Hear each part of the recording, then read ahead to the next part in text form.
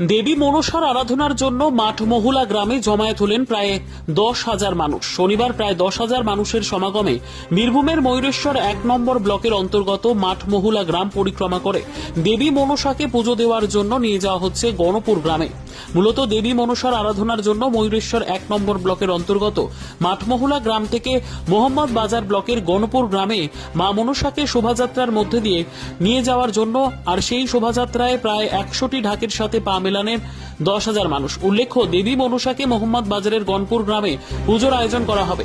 আর তারই পূর্বে আজ অর্থাৎ শনিবার দুপুর 12:30 নাগাদ শোভাযাত্রার মাধ্যমে মাঠমহুলা গ্রাম থেকে নিয়ে যাওয়া হচ্ছে গণপুর গ্রামে। এদিন গণপুর যাওয়ার পূর্বে বিভিন্ন জায়গায় দেবীর আরাধনার আয়োজন করলেন সেই সমস্ত এলাকার মানুষ।